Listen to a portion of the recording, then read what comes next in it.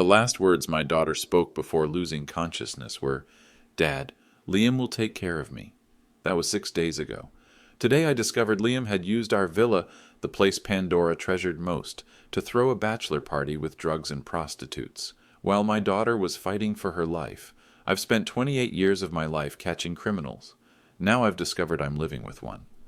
The $12,000 withdrawal from Pandora's joint account happened at 2:47 a.m. last Saturday. At that exact moment, she was in critical condition after 19 hours of emergency surgery. My son-in-law told me he was in Denver on business, but the security cameras showed him at our Lake Tahoe villa, with cocaine, with escorts, with 14 of his buddies. Let me tell you how I handled a family betrayal. My name is Jack Sullivan. I'm 65 years old, and until 3 years ago, I was deputy director of the FBI. I've interrogated serial killers, dismantled organized crime families, and spent nearly 3 decades putting the worst of humanity behind bars. But nothing in my career prepared me for what I'd find in my own family. Pandora is my only child. Her mother died 5 years ago from breast cancer, and since then, it's been just the two of us. Pandora followed her mother's footsteps into healthcare. She's an ICU nurse at Metropolitan Hospital downtown. 30 years old, compassionate, brilliant. The kind of woman who'd work double shifts to cover for a colleague, who'd remember every patient's name long after they'd recovered. She met Liam Blake 2 years ago at a hospital fundraiser. He worked as a financial advisor at Pierce & Associates, one of those mid-tier firms that cater to middle-class families looking to secure their futures. Clean-cut, charming, said all the right things. Pandora fell hard. I had reservations, not because Liam was a bad guy. He wasn't. But something about him felt calculated. The way he'd mention our family's assets casually in conversation, how he'd always steer discussions toward money, investments, our Lake Tahoe property. Pandora thought I was being overprotective. Maybe I was. They married 8 months ago in a small ceremony at the villa. Pandora had insisted on keeping our family name hyphenated, Sullivan Blake. "I'm still your daughter first," she'd told me, squeezing my hand. That should have been my first clue about Liam's priorities. The villa has been in our family for 15 years. My wife and I bought it during my peak earning years, when FBI leadership came with decent money and we could afford luxuries.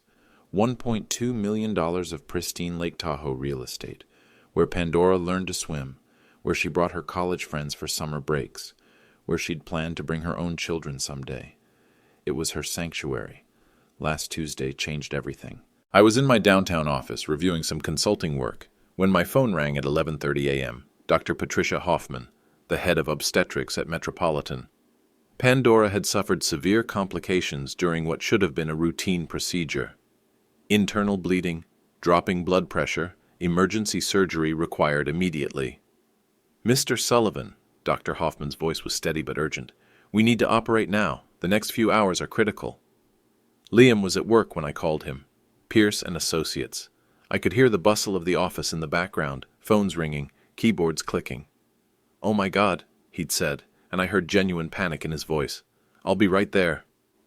He arrived at the hospital 20 minutes later, still wearing his business suit, tie loosened, hair disheveled. For the first hour, he was everything a husband should be.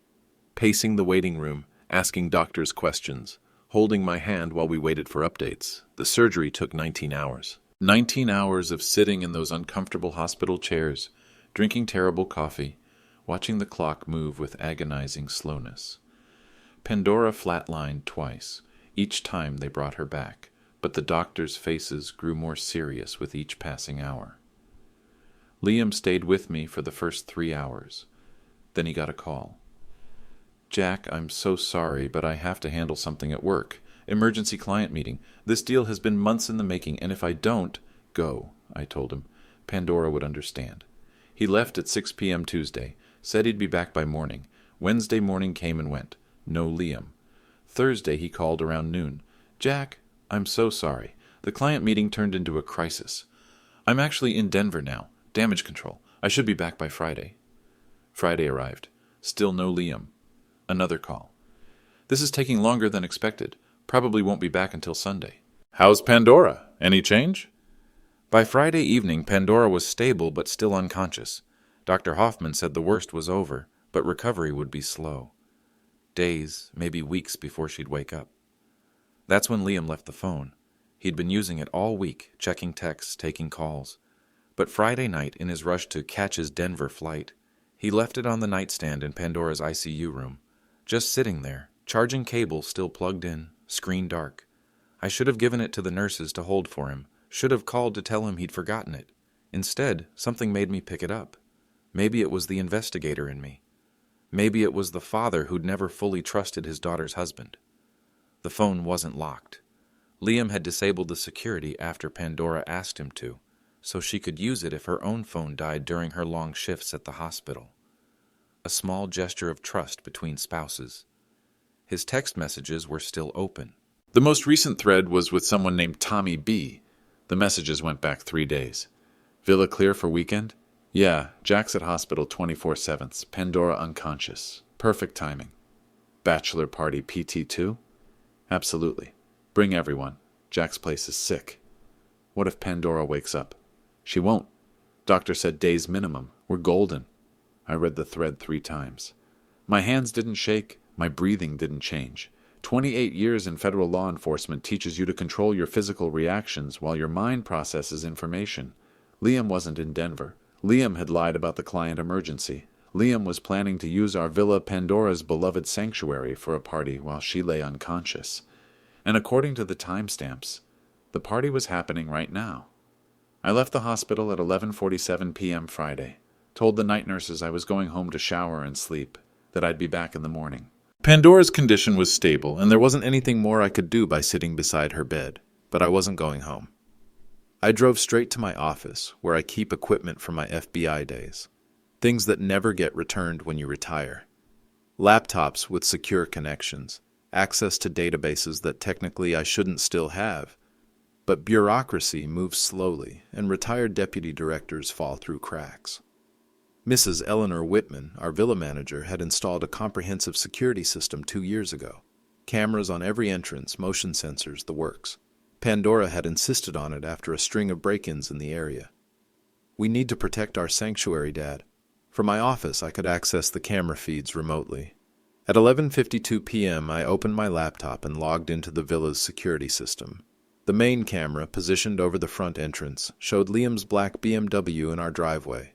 License plate JKL 9834, the same car I'd helped him finance when he and Pandora got serious about marriage. So he wasn't in Denver. Strike one. I switched to the interior cameras. The living room camera showed approximately 15 men scattered around our furniture, drinking beer from our bar, laughing loudly at something playing on our 65-inch television. Our television, in our living room, in our villa. The kitchen camera revealed the source of their amusement. 2 women who definitely weren't wives or girlfriends were dancing on our granite island countertop, wearing very little clothing, while the men threw cash at them. I recognized some of the faces. Liam's brother Tommy, looking uncomfortable but present. A few guys from Pearson Associates I'd met at company parties.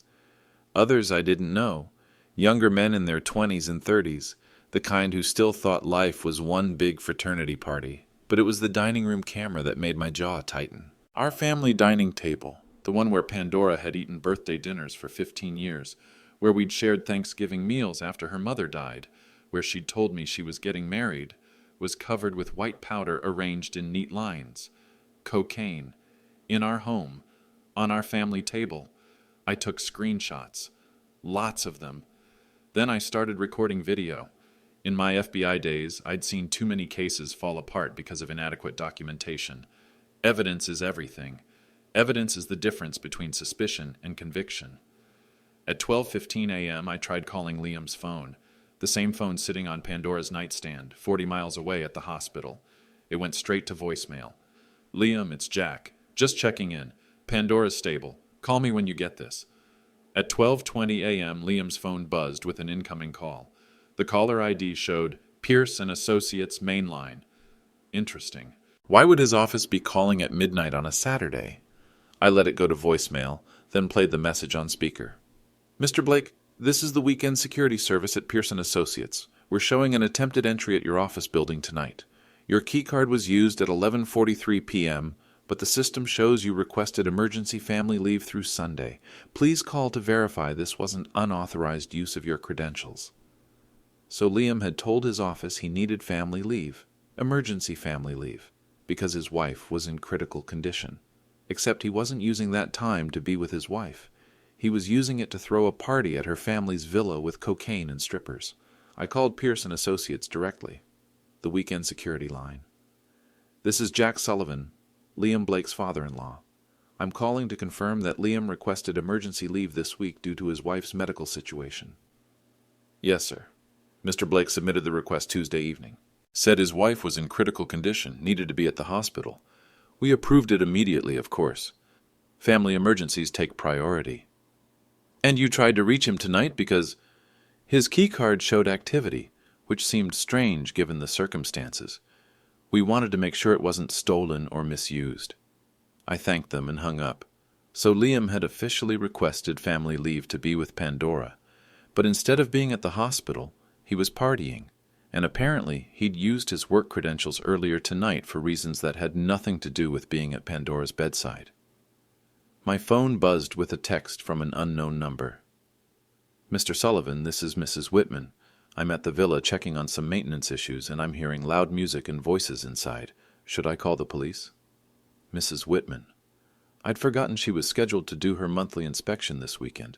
She had her own key, her own access codes. She was probably standing outside right now, hearing the party, wondering what the hell was happening to the property she'd been managing for 5 years. I texted back, "Don't call police, I'll handle it. Please stay away from the property tonight." Then I opened my laptop again and cycled through all the camera feeds. The party was getting louder, more aggressive. Someone had turned up our sound system to a volume that probably violated local noise ordinances. Beer bottles were accumulating on our hardwood floors. I watched one of the men spill something red wine, maybe, on our white living room carpet. My wife had chosen that carpet. Spent 3 weekends driving to different stores until she found the exact shade she wanted. "It needs to be perfect, Jack. This is Pandora's place, too." On the kitchen camera, I watched one of the women snort cocaine off our granite counter while 3 men cheered her on. In the master bedroom, Pandora's childhood bedroom during summer visits, someone had apparently been sick all over the hardwood floor. These people were destroying our home. Liam was letting them destroy Pandora's sanctuary while she lay unconscious in a hospital bed. I'd spent 28 years putting criminals in prison. I knew how to build an airtight case. Liam had just handed me everything I needed. By 1 a.m. Saturday, I had 43 screenshots and 2 hours of recorded video footage. But screenshots wouldn't be enough in court, and video alone couldn't prove intent or premeditation. I needed to understand the scope of Liam's betrayal. Liam's phone was still sitting on Pandora's nightstand, and I was still the only person who knew about it. Time to dig deeper. His text messages revealed a planning timeline that made my stomach turn. The conversation with Tommy Blake went back 6 days, to Tuesday, the day Pandora went into surgery. Tuesday, 4 p.m., 2 hours before Liam left the hospital. "Emergency surgery. Pandora critical. Might be unconscious for days." Tuesday, 4:15 p.m. "Perfect timing for Villa weekend?" Tuesday, 4:18 p.m. "Think bigger. Bachelor party do-over. Full crew." Wednesday, 6 p.m. "Told Jack I'm in Denver for work. We're clear through Sunday." The messages continued through the week, with Liam coordinating details while I sat beside Pandora's hospital bed, believing he was in Denver handling a work crisis. Thursday's messages revealed the guest list, 15 men from Liam's various social circles. Friday's messages confirmed the entertainment, 2 women from something called Elite Companions LLC. But it was Saturday's early messages that really got my attention. 12:30 a.m. ATM limit hit. Need more cash. 12:35 a.m. Use the joint account. 12:37 a.m. Pandora's card. 12:38 a.m. She's unconscious. She won't know. Liam was using Pandora's bank card to fund his party, while she was in a coma. I logged into our family's shared banking platform. Pandora had given me access years ago when she started working long shifts and needed help managing bills during busy periods. There it was, a $12,000 withdrawal from Pandora's checking account at 2:47 a.m. Saturday morning. The timestamp matched perfectly with the text messages, but that wasn't all. Scrolling through the recent transactions, I found more. Friday, 11:30 p.m., $850 to Luxury Liquor Express. Alcohol delivery Friday, 11:45 p.m., $1,200 to Party Supplies and more. I could guess what kind of party supplies. Saturday, 12:15 a.m., $3,200 to Elite Companions, LLC. Liam had spent over $17,000 of Pandora's money on his party. Money she'd saved from years of working double shifts. Money she'd set aside for their future. For the children she wanted to have. For the life they were supposed to build together. My phone rang. The caller ID showed a number I recognized. Agent Russell Pierce, my former colleague at the Bureau. Russell had retired 2 years before me and now ran a private investigation firm in Sacramento. "Jack, I got your message. What's the emergency?" I'd called Russell 4 hours ago, left a vague message about needing a consultation. In the FBI, we learned to think several steps ahead, and I'd had a feeling I might need professional help with whatever I was about to uncover. "Russell, I need a favor. Unofficial capacity. Can you run a background check on someone for me?" "Of course. Who are we looking at?" "Liam Blake, my son-in-law. Age 31, works at Pierce & Associates here in town. I need to know everything. Employment history, credit report, legal issues, associations."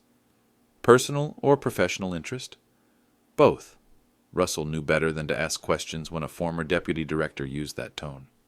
"Give me 6 hours. I'll have a full workup." While waiting for Russell's report, I continued documenting the party. The villa cameras showed the situation deteriorating rapidly.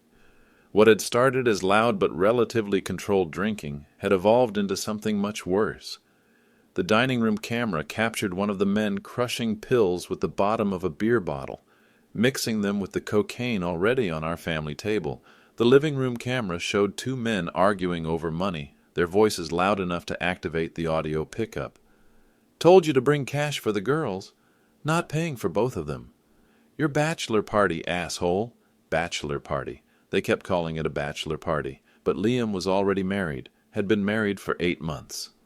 I pulled up the text thread again, looking for context I'd missed.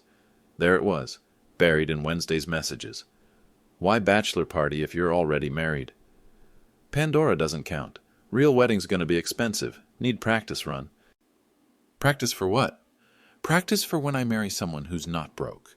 Someone who's not broke. Pandora, who worked 60-hour weeks as an ICU nurse.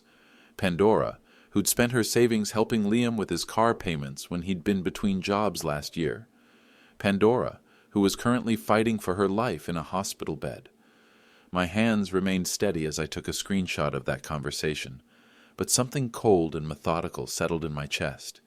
It was the same feeling I'd gotten during my worst cases, when we'd finally uncovered the full scope of a criminal's depravity. Liam wasn't just betraying Pandora's trust.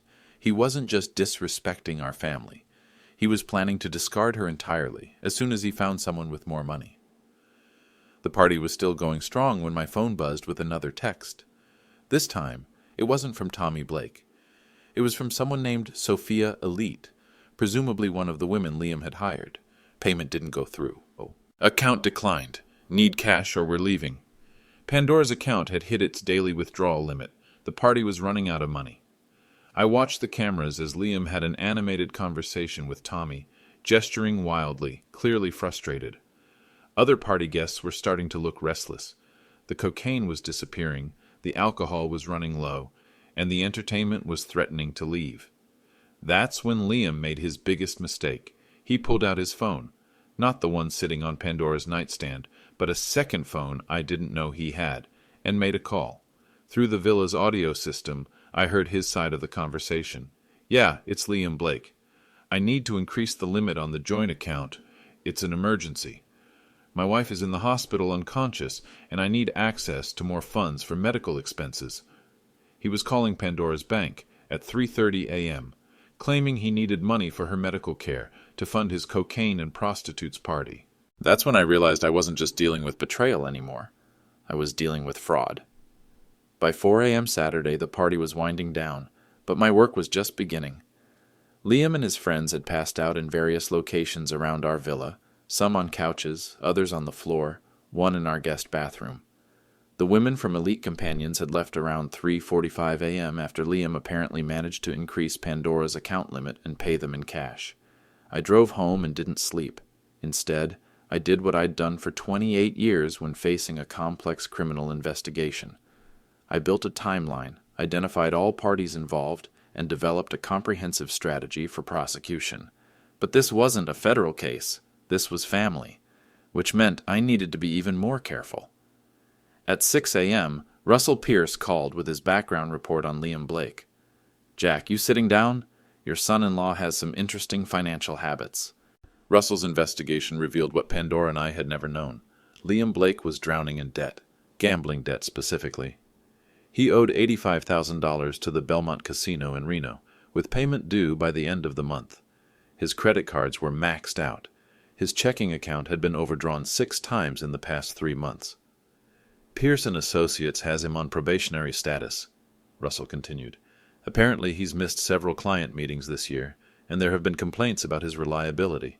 Word is he might be terminated if his performance doesn't improve." "What kind of complaints?" "Missed appointments, poor follow-through on client portfolios, and, this is interesting, 2 separate incidents where clients questioned whether their account balances matched Liam's reports." My chest tightened. "Are you saying he might be skimming?" "I'm saying Pierce & Associates conducted an internal audit last month and found some irregularities. Nothing criminal charges worthy, but enough to put him on thin ice professionally." So Liam wasn't just betraying Pandora personally. His entire life was collapsing, financially, professionally, personally. Pandora represented stability, access to resources, a way to dig himself out of the hole he'd created. "Russell, I need you to do something else for me. Can you document everything that happened at our villa last night? I have camera footage, but I need it properly archived for potential legal proceedings." "Legal proceedings? Jack, what exactly is going on?" I gave Russell the condensed version. Pandora in the ICU, Liam's fake business trip, the party, the financial fraud. By the end of the explanation, Russell was quiet for a long moment. "Jesus, Jack, this isn't just betrayal. This is financial abuse of an incapacitated person. In some states, that's a felony." "What do you recommend?" "Document everything. Every transaction, every lie, every piece of evidence. But also, maybe give the guy a chance to come clean first. Sometimes criminals will cooperate if they realize they're caught." That's when I made my decision. I wasn't going to confront Liam immediately. I was going to let him dig his hole deeper while I built an airtight case against him. The villa's security system showed Liam and his friends waking up around 10 a.m. Saturday. I watched them attempt to clean up the damage dumping beer bottles in our garbage cans, trying to scrub wine stains from our carpet, wiping cocaine residue from our dining room table. But the damage was extensive. Our hardwood floors were scratched from dragged furniture. Someone had burned cigarette holes in our leather couch. The master bedroom carpet would need to be completely replaced after the vomiting incident. I called Mrs. Whitman, our villa manager. "Eleanor, I need you to do a complete damage assessment of the property, photo documentation, repair estimates, everything.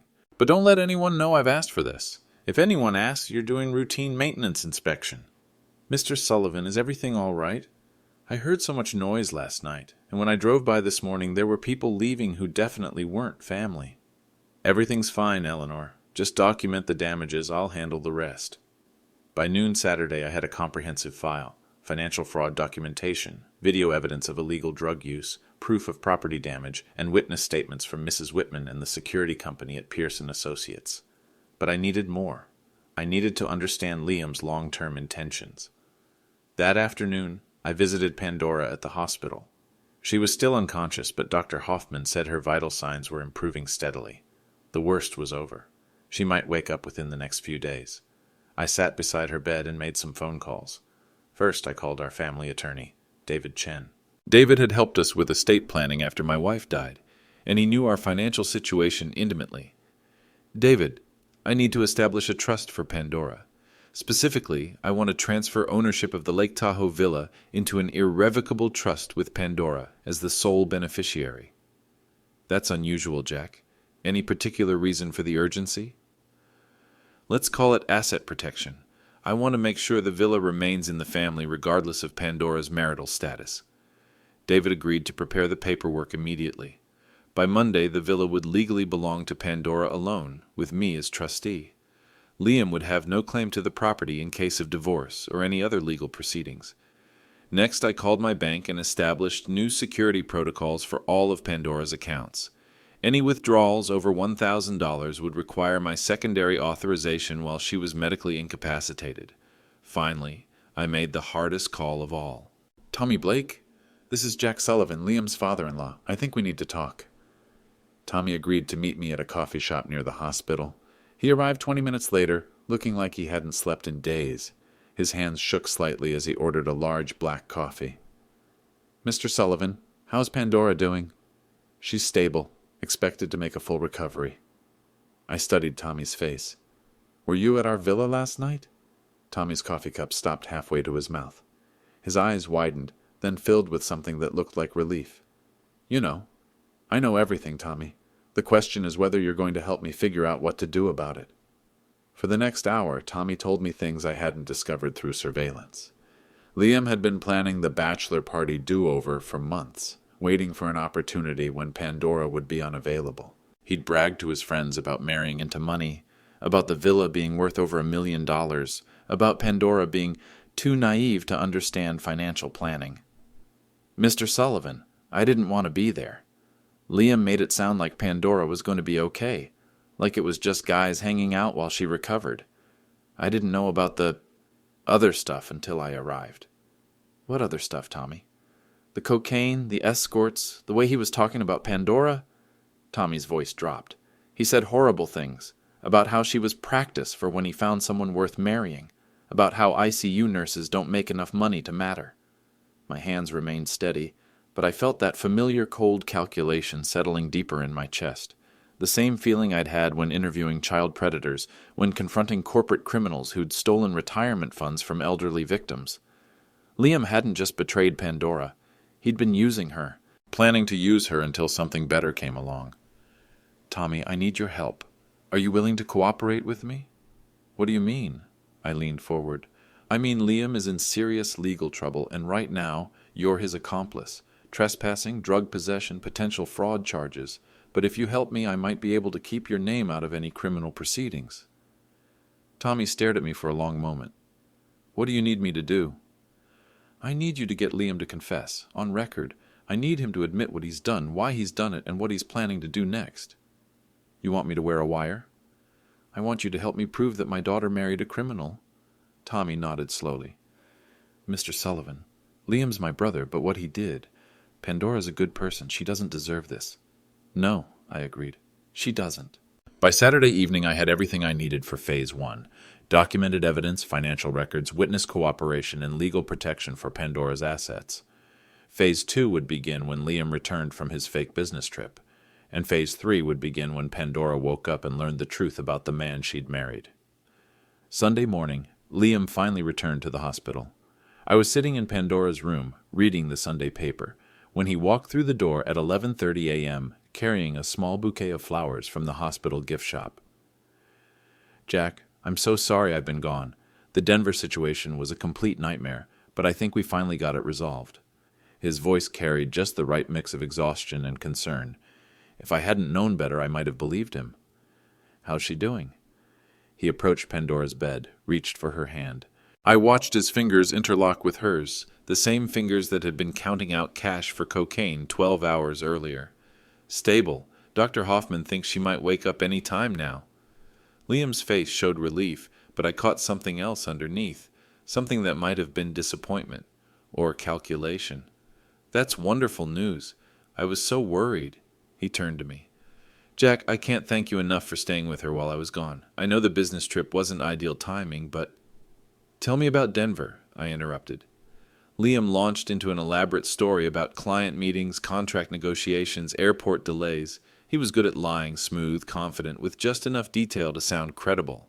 In my FBI days, I'd interviewed hundreds of criminals who possessed the same skill. The difference was that I'd never cared personally about their victims before. That sounds challenging, I said when he finished. What was the client's name? Morrison Industries, big manufacturing company. We've been working on their pension fund restructuring for months. I nodded sympathetically. You must have spent a lot of time at their offices. What part of Denver were they located in? Liam didn't hesitate. Downtown area, near the financial district. And you stayed at the Hyatt downtown, corporate rate. Every word was a lie. I could have corrected him immediately, shown him the camera footage, confronted him with the banking records. But that would have been the emotional response, the father's response. I needed the investigator's response. Liam, you look exhausted. Why don't you go home, shower, get some real sleep? I can stay with Pandora. Are you sure? I feel terrible leaving her again. Go. She's not awake yet anyway. You'll be more useful to her when you're rested. Liam hesitated, then nodded. You're right. Maybe just a few hours. He kissed Pandora's forehead gently, squeezed her hand. I'll be back this evening. After he left, I called Tommy Blake. He's leaving the hospital now. Are you ready? Mr. Sullivan, I don't know if I can do this. He's my brother. Tommy, your brother committed financial fraud against an incapacitated person. In federal court, that's 5 to 10 years in prison. Right now, you're an accomplice. Help me, and I'll make sure you stay out of prison. Don't help me, and I'll make sure you don't. 30 minutes later, Tommy called Liam. I was listening through a phone tap that Russell Pierce had helped me establish. Not entirely legal, but Liam had no expectation of privacy when using our villa's landline. Liam, it's Tommy. We need to talk about last night. What about it? I thought we cleaned everything up. Dude, there were cameras, security cameras. What if Jack finds out? Liam laughed. Jack's been sitting in a hospital room for 6 days. He has no idea what's happening anywhere else. Besides, Pandora's unconscious. Even if she wakes up, she'll never know. But what if... Tommy, relax. Pandora's going to be fine. We had a great party and nobody got hurt. It's not like I cleaned out her bank account or anything. Perfect. Liam had just admitted to the party, confirmed Pandora was unconscious when it happened, and acknowledged using her money.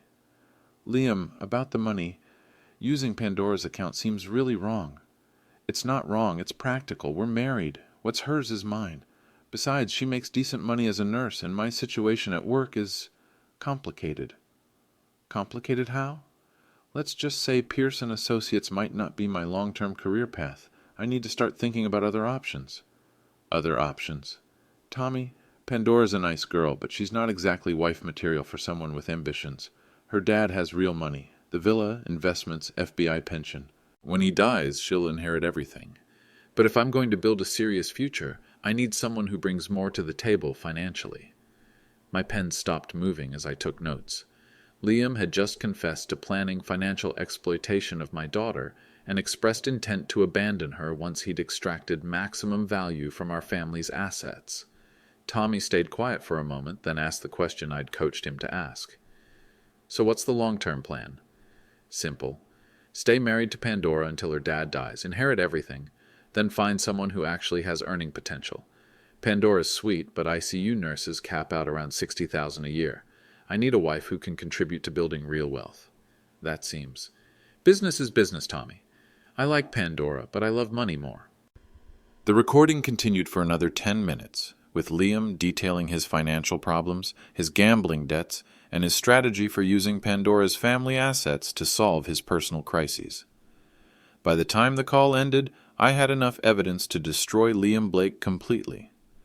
But I wanted one more thing. At 4 p.m., Liam returned to the hospital as promised. He found me in the family waiting area, holding a cup of coffee and staring out the window at the parking lot. Any change? Actually, yes. Dr. Hoffman thinks Pandora might wake up tonight. She's been showing increased brain activity. Liam's face went through several emotions very quickly. Happiness, worry, calculation, and something that looked suspiciously like panic. Tonight? That's wonderful. I should call work. Let them know I'll need more time off. Already taken care of, I said. I called Pierce & Associates this morning to explain the situation. They were very understanding. Liam's face went pale. You called my office? Just to update them on Pandora's condition. They mentioned you'd been having some performance issues lately, but they said family emergencies take priority. What kind of performance issues? I pulled out my phone and showed Liam a screenshot of Pierce & Associates' website. His bio had been removed from the Our Team page. Liam, when exactly were you going to tell Pandora that you'd been terminated? The color drained from his face completely. How did you... I'm retired FBI, son. I know how to make phone calls. That's when Pandora's monitor started beeping faster. Dr. Hoffman appeared in the doorway. Mr. Sullivan, I think Pandora's waking up. Liam and I rushed into the room. Pandora's eyes were fluttering open, and she was making small sounds as consciousness returned. Daddy? Her voice was barely a whisper. I took her hand. I'm here, sweetheart. Her eyes found Liam's face. Liam? You're back from Denver? Liam opened his mouth to speak, but I caught his eye and shook my head slightly. Actually, Pandora, Liam has something he needs to tell you about Denver. The next 60 seconds would determine whether Liam Blake had any human decency left, or whether he was going to lie to his wife's face while she recovered from life-threatening surgery. His choice would determine how I proceeded with his destruction. Liam chose to lie. Denver was tough, honey, but the deal went through. I'm sorry I couldn't be here more, but Jack took great care of you. He squeezed Pandora's hand and smiled with what looked like genuine affection. Pandora's eyes were still unfocused from the medication, but she managed a weak smile. I missed you. I missed you too. I watched this exchange with the cold fascination of someone observing a predator in its natural habitat. Liam was looking at Pandora the way a con artist looks at a mark with calculated warmth designed to extract maximum value. Dr. Hoffman checked Pandora's vital signs and pronounced her progress excellent. You should be able to go home in a few days, Pandora. Your recovery has been remarkable. Home sounds wonderful, Pandora whispered. I can't wait to see the villa again. Maybe we can have a quiet weekend there once I'm feeling better. I saw Liam's face twitch slightly. The villa that he'd filled with cocaine and prostitutes 4 days ago.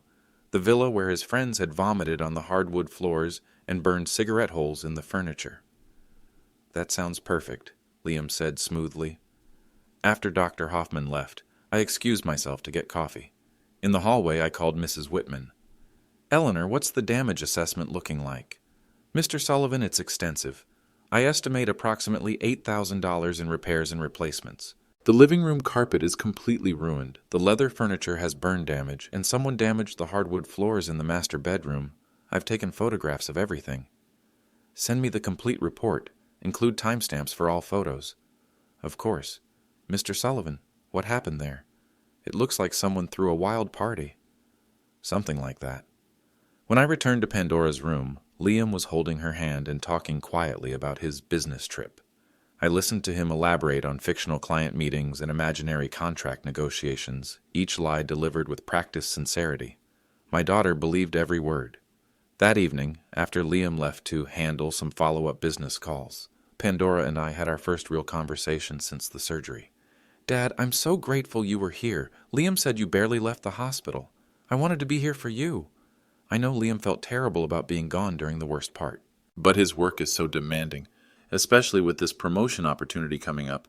I almost asked what promotion she was referring to, but then I realized Liam had been lying to her about his job situation for months. She had no idea he was about to be fired, no idea about the gambling debts, no idea that their entire financial foundation was crumbling. Pandora, do you and Liam talk about money much?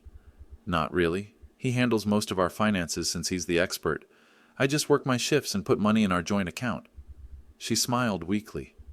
He's always telling me not to worry about the details, that he'll take care of everything. My chest tightened. Liam had been systematically isolating Pandora from their financial reality while bleeding her dry. Sweetie, when was the last time you checked your account balances? I don't know. Maybe a few months ago. Liam said it was better if he managed everything so I could focus on my work. He set up automatic transfers and pays all our bills. Pandora's brow furrowed slightly. Why? Is something wrong? I could have told her everything right then. Could have shown her the banking records, the camera footage, the evidence of Liam's betrayal, but she was still weak from surgery, still medicated, still vulnerable. Nothing's wrong. I just want to make sure you're protected. Pandora squeezed my hand. Dad, I know you've never been completely comfortable with Liam, but he really does take good care of me. He loves me. I looked at my daughter, pale, fragile, trusting, and realized that the truth was going to destroy her, but the lies were going to destroy her worse. The next morning, Monday, Pandora was alert enough for serious conversation. Liam hadn't arrived yet. He'd texted saying he had a few work things to handle before visiting. More lies. According to Russell Pierce's sources, Liam had been officially terminated from Pierce & Associates on Friday for missed client meetings and suspicious account irregularities. He had no work things to handle because he had no work. I sat beside Pandora's bed with a folder of documents I'd prepared over the weekend. Bank statements, property records, insurance policies, everything related to our family's finances. Pandora, there are some things we need to discuss about your finances.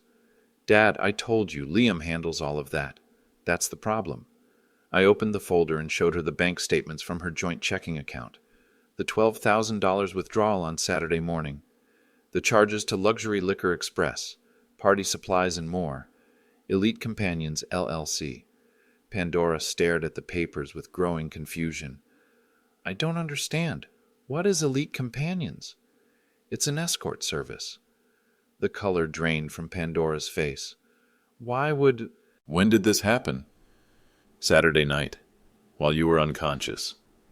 I watched my daughter process this information. Confusion transformed into disbelief, then into something approaching comprehension. Dad, there has to be an explanation. Maybe Liam's card got stolen, or maybe...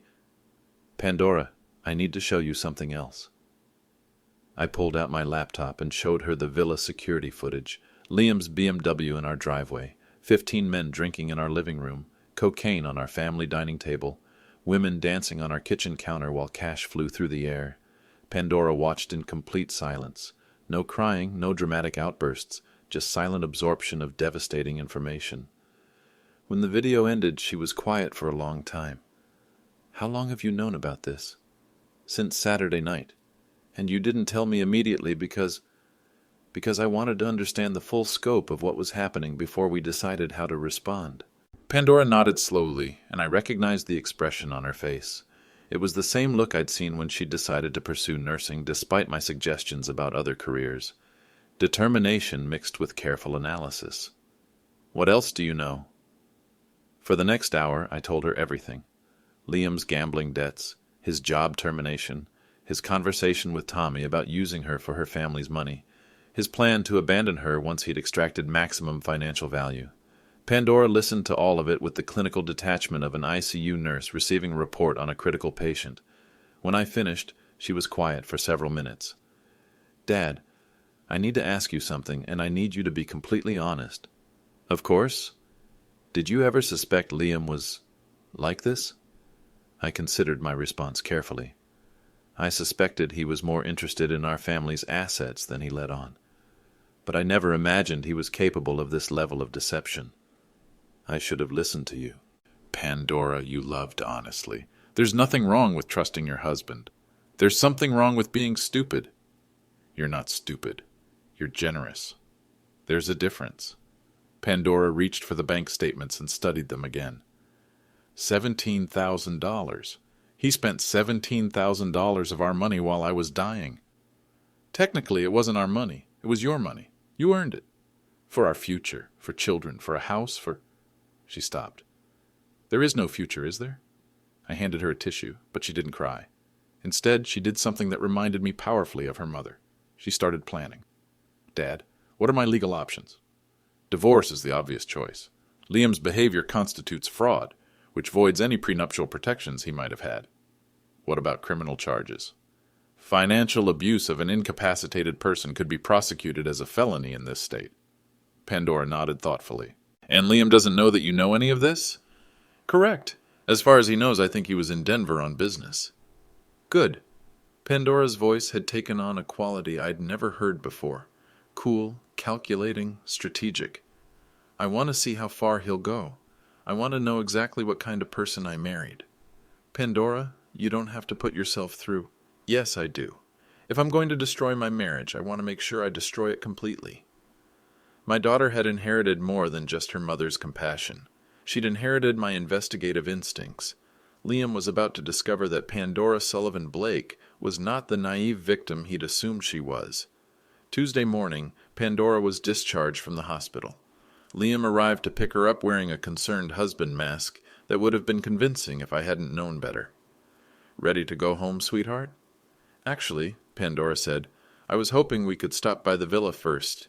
I've been thinking about it while I was here. and I'd really love to see it. I watched Liam's face carefully. A fleeting expression of panic crossed his features before he recovered. Are you sure you're up for that? Maybe we should just go to our apartment. Let you rest. I'll rest better after I've seen our special place, Pandora insisted, her voice carrying just the right note of vulnerability and longing. Liam couldn't refuse without seeming callous, so he agreed. I followed them in my car, supposedly to help Pandora if she got tired. Really, I wanted to observe Liam's behavior when confronted with the scene of his crime. The drive to Lake Tahoe took 40 minutes. During the drive, Pandora texted me from Liam's passenger seat. He's been checking his phone every few minutes, very nervous. When we arrived at the villa, Mrs. Whitman's cleanup crew had already addressed the most obvious damage, but careful observers could still see signs of the party. Scratch marks on the hardwood where furniture had been dragged, a faint stain on the living room carpet where red wine had been spilled, subtle scuff marks on the walls. Pandora walked through the house slowly, touching surfaces, examining details.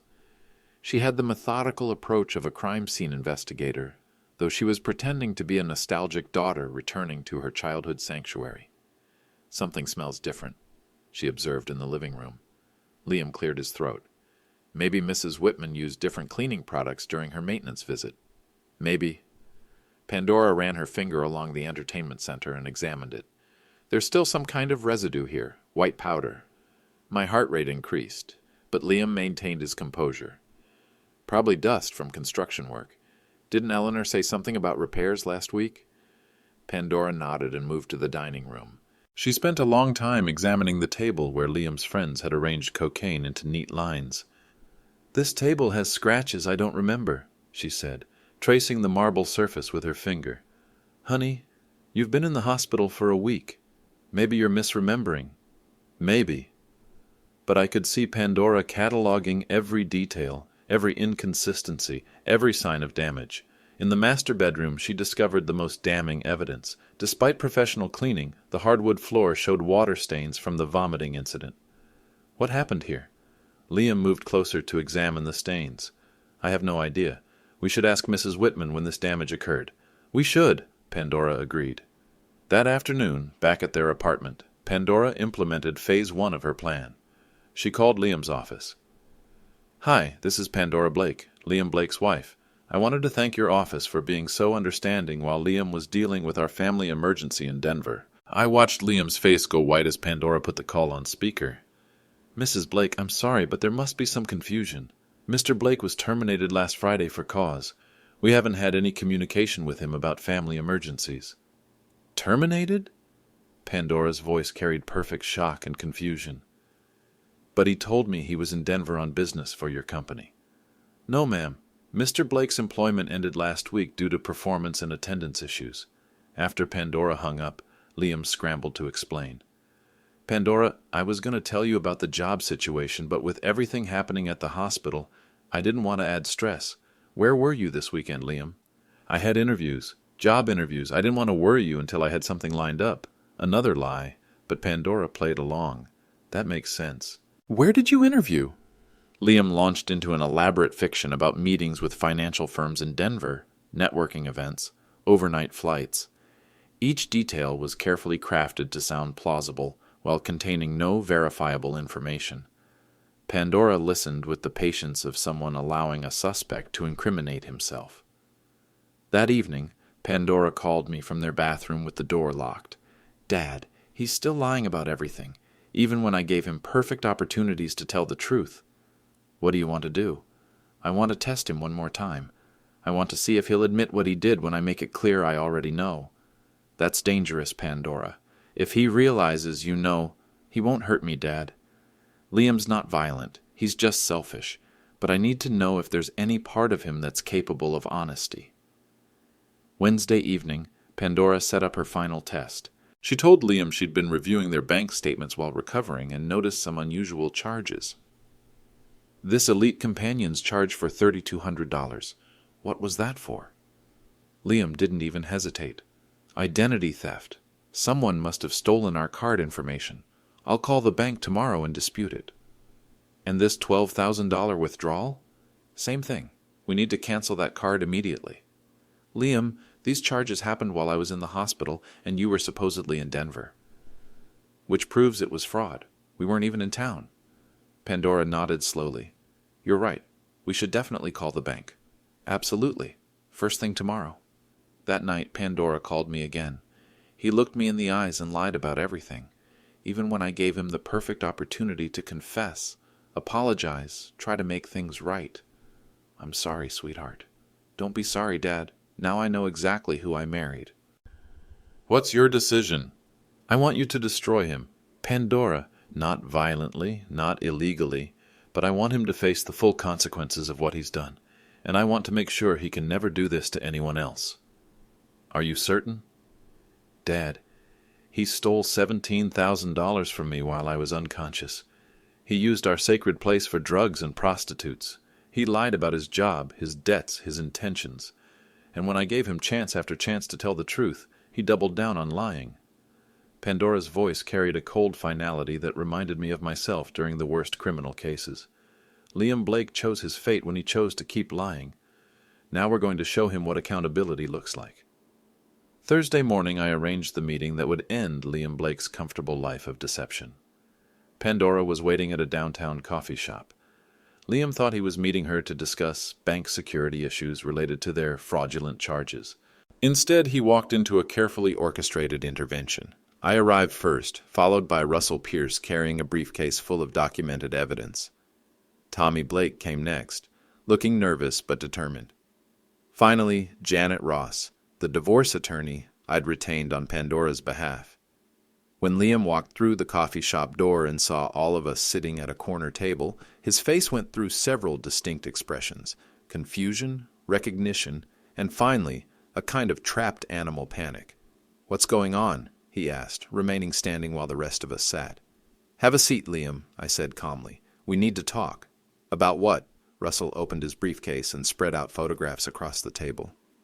Images from the villa's security cameras. Liam and his friends drinking in our living room. Cocaine arranged on our family dining table. Cash being thrown at partially dressed women dancing on our kitchen counter. Liam stared at the photos with the expression of someone watching his entire world collapse in real time. These were taken Saturday night, I continued, while your wife was unconscious in the ICU. I can explain. No need. We have complete documentation. Russell added bank statements to the photos. $17,000 stolen from Pandora's account to fund your party, including $3,200 for prostitutes. Pandora spoke for the first time since Liam arrived. Liam, I gave you 3 chances to tell me the truth, 3 opportunities to confess, apologize, and try to make things right. Pandora, you chose to lie every single time, even when I showed you the bank statements. You blamed identity theft. Tommy Blake cleared his throat. Liam, I tried to warn you this was wrong. Liam turned to his brother with a mixture of betrayal and rage. You told them? You were destroying a good person's life for money. I couldn't let that continue. Janet Ross slid a document across the table to Liam. These are divorce papers. Under state law, your fraudulent use of marital assets voids all prenuptial protections. You're entitled to nothing. Liam picked up the papers with shaking hands. Pandora, you can't be serious. People make mistakes. We can work through this. This wasn't a mistake, Pandora replied, her voice steady. This was a pattern of calculated exploitation. You've been lying about your job, your debts, your intentions, and your feelings for months. I love you. No, Liam, you love my family's money. According to the recording Tommy made, I'm just practice until you find someone worth marrying. Liam's face went completely pale. What recording? I pulled out my phone and played 30 seconds of Liam's conversation with Tommy. His own voice filled the coffee shop. Pandora's a nice girl, but she's not exactly wife material for someone with ambitions. I need someone who brings more to the table financially. Several other customers turned to look at our table with expressions of disgust. Liam noticed and lowered his voice to a whisper. You recorded me without permission. That's illegal. Russell Pierce smiled. Actually, Tommy consented to record his own conversation with you, completely legal under state wiretapping laws. Besides, I added, illegal recordings are admissible evidence in divorce proceedings when they document financial fraud. Liam looked around the table desperately, searching for an ally, an escape route, any way out of the trap he'd built for himself. "What do you want?" Janet Ross leaned forward. "Sign the divorce papers. Return the $17,000 you stole. Pay for the $8,000 in damage to the villa. Agree never to contact Pandora again. And if I don't?" "Criminal charges," I said simply. "Financial abuse of an incapacitated person. Fraud. Drug possession on private property. Trespassing. With Tommy's cooperation and our evidence, you're looking at 5 to 10 years in federal prison." "Federal prison?" "Crossing state lines to commit fraud makes it a federal matter. I still have contacts at the Bureau who take these cases very personally." Liam stared at the divorce papers for a long time. "Pandora, please. I made some bad decisions, but we can fix this. I'll get help for the gambling. I'll find a new job." "Liam," Pandora interrupted, "do you remember what you told the bank when you increased my withdrawal limit?" "What?" "You told them I was unconscious in the hospital and you needed money for my medical expenses. You used my life-threatening condition to access my money so you could hire prostitutes." Liam had no response to that. "There are boundaries that once crossed can never be uncrossed," Pandora continued. "You crossed all of them." For the next 20 minutes, we negotiated Liam's surrender. He would sign the divorce papers immediately. He would liquidate his remaining assets to repay the stolen money within 30 days. He would agree to a restraining order prohibiting contact with Pandora or any member of our family. In exchange, we would not pursue criminal charges, and we would keep the details of his behavior confidential to avoid damaging his employment prospects elsewhere. "This is conditional," I emphasized. "One violation of any aspect of this agreement, and every piece of evidence goes to the district attorney's office." Liam signed the papers with a hand that shook so badly he could barely write his name. As he prepared to leave, Pandora spoke one final time. "Liam, you could have been honest with me about your problems, about the job, the debts, everything. I would have helped you. We could have worked together to solve it." Liam stopped walking and turned back. "Instead, you chose to steal from me while I was dying." "That choice reveals who you really are." Liam Blake left the coffee shop with nothing but the clothes he was wearing and a 30-day deadline to repay $17,000 he no longer had. He'd gambled everything on Pandora's weakness and lost everything to her strength. 6 months later, Pandora and I sat on the deck of our Lake Tahoe villa, watching the sunset reflect off the water. The repairs had been completed, the damage erased, but more importantly, Pandora had healed. She'd returned to work at the hospital 3 weeks after the divorce was finalized, throwing herself into her nursing duties with renewed purpose.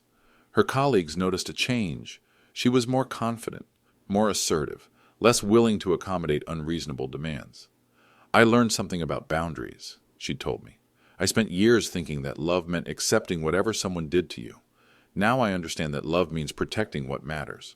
Liam had managed to repay the stolen money by liquidating his remaining assets and borrowing against his credit cards. The $8,000 in villa damages had been covered by cashing in a small retirement account. He'd moved to Portland, supposedly for a new job, though Russell Pierce's sources suggested his gambling debts had followed him there. Tommy Blake had received probation for his participation in the villa party, but his cooperation had earned him immunity from more serious charges. He'd visited Pandora once to apologize in person, an awkward but necessary conversation that ended with mutual forgiveness. "Your brother made a mistake," Pandora had told him, "but he chose to correct it when it mattered. That's the difference between weakness and wickedness." This evening, as we watched the sunset, Pandora was reading a letter that had arrived that morning. "It's from Liam," she said, holding up the envelope. "Are you going to read it?" "Already did." She handed me the single page of handwritten text. The letter was 3 paragraphs of carefully worded remorse. Liam acknowledged his poor decisions and financial mistakes. He apologized for any hurt he had caused and expressed hope that Pandora would find happiness in her future. Notably absent were any admission of deliberate fraud, any acknowledgement of the calculated nature of his exploitation, or any recognition of the emotional devastation he'd caused. Classic non-apology apology, I observed, taking responsibility for mistakes while avoiding accountability for choices. I noticed that too. Pandora folded the letter and slipped it back into the envelope. "He still doesn't understand the difference," Are you going to respond? No. Some people deserve second chances. Some people deserve silence. As the sun disappeared behind the mountains, Pandora pulled out her phone and showed me a photo. Speaking of second chances, The picture showed Pandora with a man I didn't recognize. Tall, kind-faced, wearing scrubs. They were standing together in what looked like a hospital cafeteria. Dr. James Mitchell. He's the surgeon who operated on me during the emergency. We've been talking for a few weeks. Talking? Dad, relax. We're taking things very slowly, but he's different. Honest, straightforward. When I told him about the divorce, he didn't ask about my finances or my family's assets. He asked if I was okay. I studied the photo. Dr. Mitchell had the kind of face that suggested competence and integrity qualities I'd learned to value over charm and charisma. What does he know about what happened? Everything. I told him the whole story on our second coffee meeting. I figured if he was going to run away screaming, better to find out early. And he said anyone who would exploit a hospitalized spouse was lucky you only destroyed his life legally instead of physically. I liked Dr. Mitchell already.